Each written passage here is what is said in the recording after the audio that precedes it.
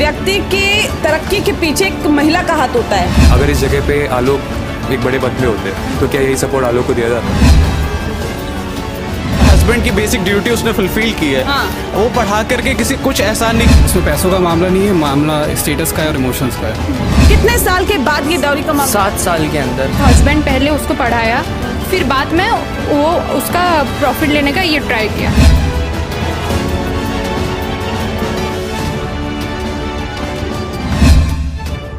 चलिए, weekend special देख रहे हैं आप, और आज दरअसल महाबहस इस विषय पर होगी क्योंकि जो विषय बहुत गंभीरता के साथ पूरे देश में चल रहा है। बात होगी ज्योति मौर्य और आलोक मौर्य की। हमारे साथ कुछ लॉ इंटर्न्स मौजूद है, ये कानूनी पहलुओं को समझाने की कोशिश करेंगे। आइए समझते हैं इनसे। अडल्ट्री कानून क्या है? सबसे पहले आप बताइए मुझे, क्या होता है अडल्ट्री कानून?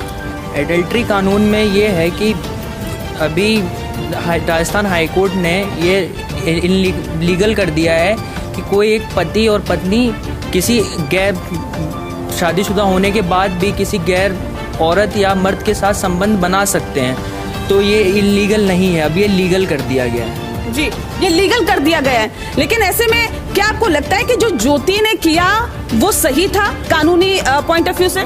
इसमें गलत क्या है?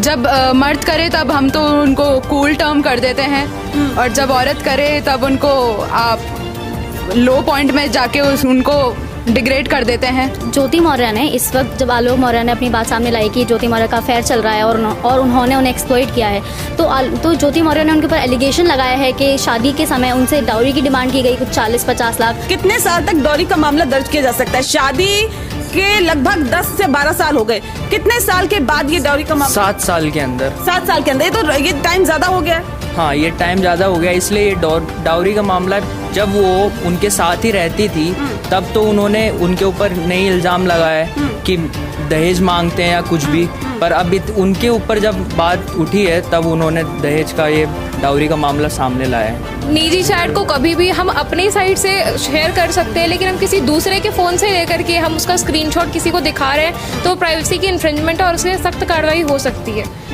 और प्लस आलोक जो है, जब उनको पढ़ा रहे थे तब उनको कभी कोई प्रॉब्लम नहीं हो रही थी, कोई चैट नहीं, कोई कुछ नहीं। बट जब उन पे एलिगेशंस उठने लगे कि उनका एक्स्ट्रा मैरिटल अफेयर है, वो अडल्ट्री कर रही हैं, तब उन्होंने आलोक पे बहुत सारे सवाल जवाब उठाने लगे कि वो पहले नीची कद के थे, बट हमें वो ऊपर कद की बताते थे कि मैं ज़्यादा ऊपर फर्स्ट ग्रेड में काम करता हूँ, बट वो 4th ग्रेड वर्कर थे, जो कि बहुत गलत है।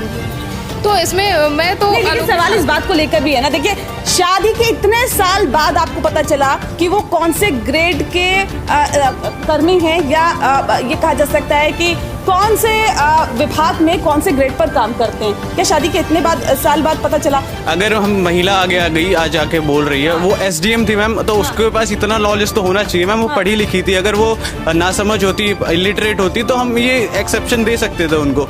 बट वो तो पढ़ी लिखी थी, SDM के पोजीशन पे है मैम, उनको इतना तो पता होना चाहिए उनके हस्बैंड क्या काम कर रहे हैं। तो मैम इससे ये एक्सपेक्ट नहीं किया जा सकता इनसे। नहीं, लेकिन इतने टाइम से केस चल रहा है और कोर्ट में केस चलने के बाद इन तमाम चीजों को मीडिया के सामने लाना, ये ज्योति के अगेंस्ट जा सकता है या आलोक के? ये ज्योति के अगेंस्ट जा सकता है। ज्योति के। किसका केस ज्यादा मजबूत लग रहा है आपको, आप बताइए। जिस तरीके से आलोक जितने भी चैट्स या फिर स्क्रीनशॉट्स वायरल कर रहे हैं, वो article 21 of the Indian constitution जो हमारे राइट टू प्राइवेसी के बारे में बात करता है, तो वो एक उसका इन्फ्रिंजमेंट है जो कि आलोक को नहीं करना चाहिए था। अगर ये घर का मुद्दा है तो वो घर पर ही सॉर्ट आउट होना चाहिए था। आपको भी लगता है घर का मुद्दा घर पे ही सुलझाना चाहिए था? मैम बिल्कुल, घर का मुद्दा घर में सुलझाना चाहिए, लेकिन अगर बात इतनी बढ़ जाती है तो फिर उस चीजों को कोर्ट तक ले जाना पड़ता है, आगे लोगों को बताना। कोर्ट में तो कई सालों से चल रहा है ना मसला, ये अभी मीडिया के सामने नहीं हो पा रहा है ना, कोर्ट तक भी नहीं हो पा रहा है, इसलिए तो उन्होंने सपोर्ट सीख करने को सोशल मीडिया को बताया है, मीडिया का सपोर्ट लिया है। तो घर की बात घर तक रहे, बिल्कुल अच्छी बात है, लेकिन जब बात सर से ऊपर चली जाती है तब उसको बाहर निकलना पड़ता है। आप कब तक बात को रोक लेंगे? किसका जो केस है ज्यादा मजबूत है, ज्योति का या आलोक का? मेरे हिसाब से तो आलोक का केस ज्यादा मजबूत। आलोक का। आपको क्या लगता है? आलोक का केस। आलोक का। आलोक का केस। आलोक का। चलिए, यहाँ आलोक वाले ज्यादा है, यहाँ पूछ लेते जरा, किसका लगता है केस ज्यादा? मैम मेरे हिसाब से तो ज्योति का केस मजबूत है। कौन सा केस है? ज्योति का। ज्योति का। ज्योति ज्योति जी का। ज्योति। क्यों आपको लगता है कि ज्योति का केस मजबूत है?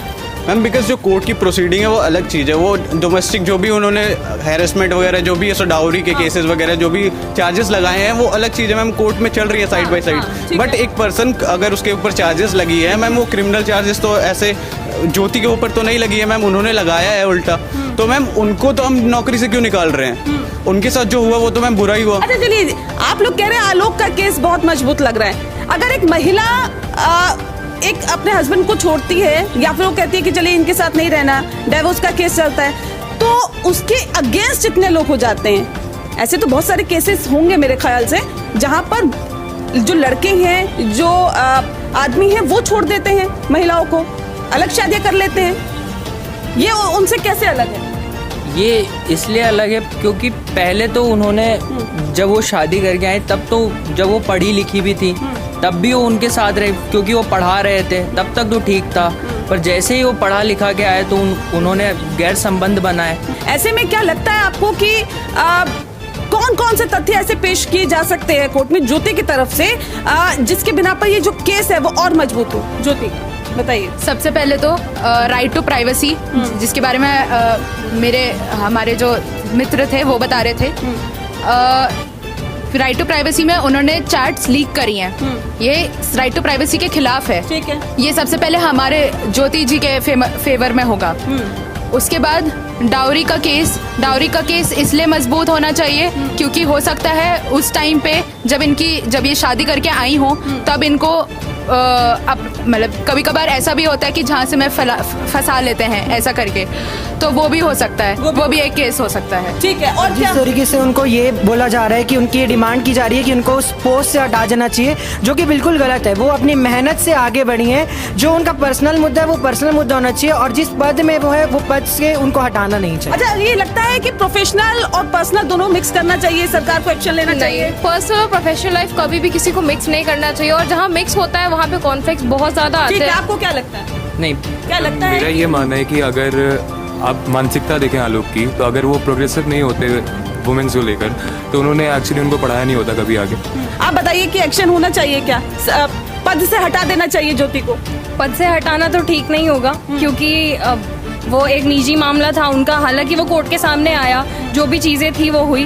पर मेरे हिसाब से अगर आपने जो बोला कि पर्सनल और प्रोफेशनल को अलग अलग रखना चाहिए, अगर हम अपने कॉन्स्टिट्यूशन के आर्टिकल 21 की बात कर रहे हैं तो वो राइट टू लिबर्टी देता है, तो इस चीज़ों को तो अलग होना चाहिए। और रही कि वो SDM के पद पे हटाना चाहिए, तो वो नहीं हटाना चाहिए, क्योंकि वो भी अपना सारा कानून जानती हैं, वो भी उस हिसाब से चलेंगी, और जो कानून है वो तो अपना काम सही से करेगा। क्या इस बात को इतना इशू बनाना चाहिए? आप बताइए, इस बात को इतना इशू बनाना चाहिए कि आलोक ने ज्योति को पढ़ा दिया, आलोक ने ज्योति को पढ़ा दिया? नहीं, इतना इशू नहीं बनाना चाहिए, क्योंकि उसने खुद चूज करके पढ़ाया है और उसमें ज्योति की क्या गलती?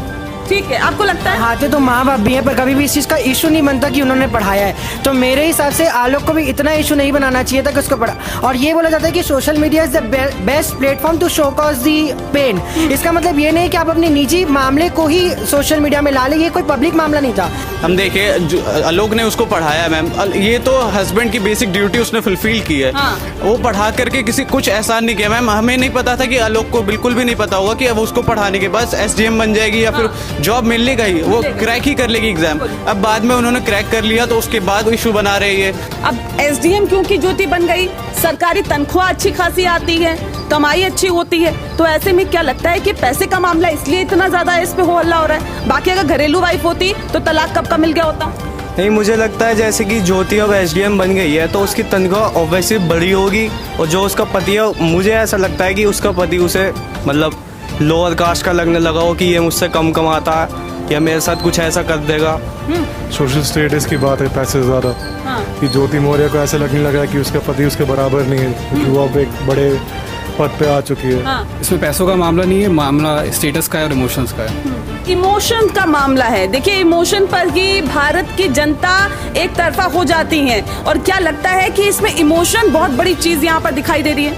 यस, इमोशन है, क्योंकि जैसा इन्होंने बताया कि उनका स्टेटस ये सब तो उनको पहले भी पता था। ये सब ये इमोशन से मजबूत लग रहा है आलोक का केस, या फिर कानूनी पहलुओं से मजबूत लग रहा है? इमोशन से भी मजबूत है और कानूनी पहलू से भी मजबूत। कानूनी पहलुओं से कैसे मजबूत है? अच्छा बताइए। मैं तो ये कहना चाहूँगा कि अगर इस केस को हम मान लीजिए, ये हम मानते कि इस आलोक की जगह पे जगह ज्योति होती, तो तो अगर ये इमोशनल नहीं होता आज, क्योंकि वो एक बहुत बड़े पद पे है तो उनका सपोर्ट करने के लिए सब लोग खड़े हैं। अगर इस जगह पे आलोक एक बड़े पद में होते तो क्या यही सपोर्ट आलोक को दिया जाता? देखिए, ये भी कहा जाता है कि हर व्यक्ति की तरक्की के पीछे एक महिला का हाथ होता है। जब महिलाएं तरक्की करवाती हैं तब तो नाम नहीं लिया जाता, लेकिन जब खुद तरक्की पा लेती हैं और अपना अलग रास्ता अख्तियार कर लेती हैं तब नाम लिया जाता है, और नाम भी इस तरीके से। तो क्या लगता है कि एक सॉफ्ट टारगेट रहती है महिलाएं? हाँ, क्योंकि अभी के ज़माने में अगर देखेंगे तो अगर वो हस्बैंड पहले उसको पढ़ाया फिर बाद में वो उसका प्रॉफिट लेने का ये ट्राई किया। देखिए, आज हमने कानूनी पहलुओं से समझने की कोशिश की है और ये जाना है कि आखिर केस आलोक का मजबूत है या फिर ज्योति का। लेकिन अमूमन जो यहाँ पर लोग हमें दिखाई दिए, जो कानूनी छात्र हैं, ये बता रहे हैं कि आलोक का केस मजबूत है। हालांकि कोर्ट ये फैसला करेगा किसका केस मजबूत है और किसके पक्ष में फैसला सुनाएगा, ये वाकई देखने वाली बात होगी।